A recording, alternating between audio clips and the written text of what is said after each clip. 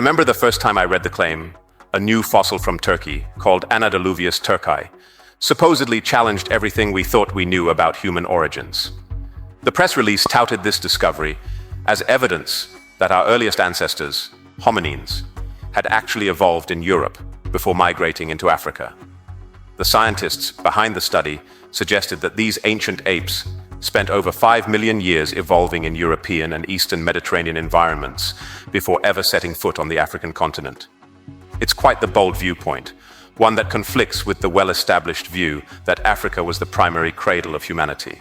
However, considering the extensive fossil records across the continent, I can't help but look at these claims with a skeptical eye. Africa is home to a wealth of hominin fossils spanning millions of years, a record that has served as the backbone of our understanding of human evolution. Yet here is this single fossil discovery being used to propose a radical reimagining of our evolutionary family tree. One fossil, no matter how complete, must be placed into a broader context. And for now, that context still heavily favors Africa as the region where the first hominins emerged and thrived. The scientists assert that Anadaluvius turci and its relatives formed a diverse, early group of hominins in Europe. They claim these beings adapted to environments that resemble what we might think of as early African settings, open and dry forests, with large mammals that would later appear in Africa.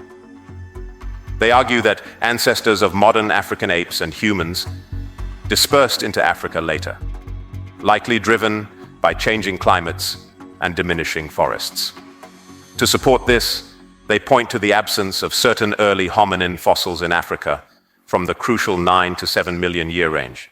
But skepticism arises from the gaps and leaps in this logic. We know how limited the fossil record can be, and how prone it is to revision with each new discovery.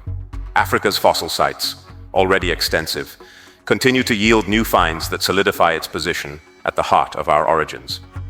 Moreover, the researchers themselves admit that more fossils from both Europe and Africa are needed to confirm their theory.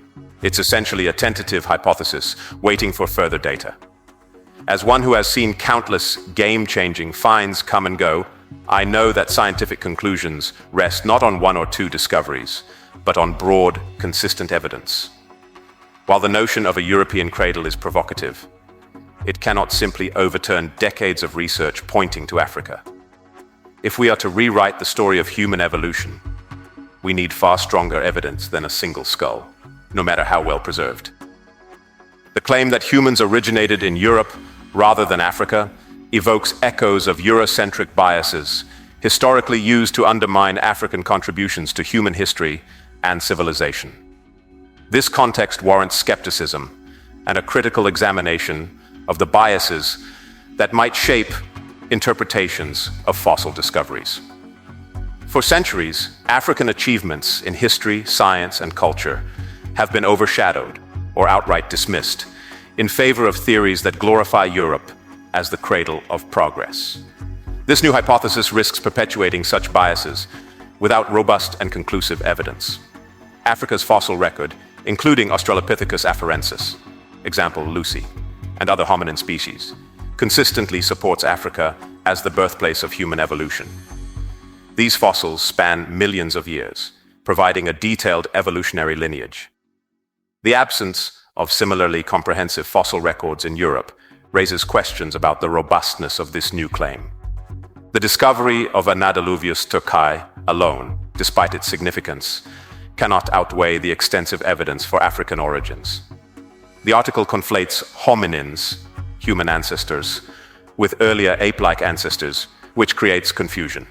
While Anadaluvius turci might belong to a group of ancestors predating hominins, this does not necessarily challenge the out-of-Africa hypothesis for modern humans. Scientists must ensure that their claims do not inadvertently serve ideological agendas. By framing Europe as a potential origin point, this narrative risks sidelining Africa's established role in human evolution. The Mediterranean environment, described in the study mirrors, conditions in parts of Africa during the Miocene epoch, suggesting that similar evolutionary pressures could have occurred independently in different regions.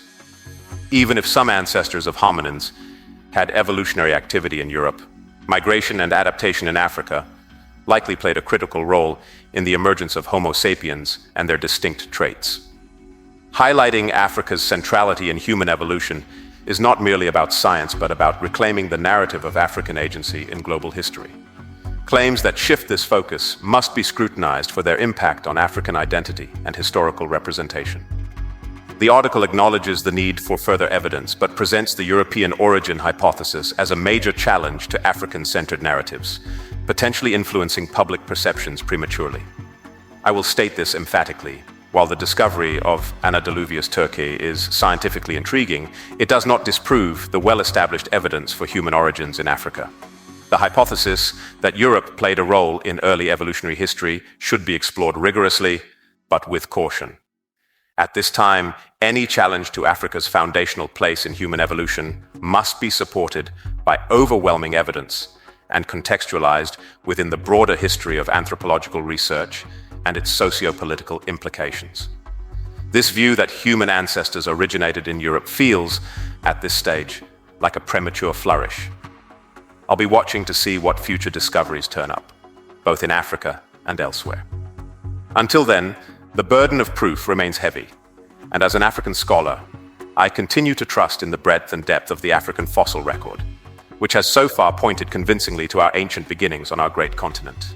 Remain attentive to the tricks of the Eurocentric foxes who continue to control academia and the news media. Thanks for listening to this episode of the Eurocentric Myth Report.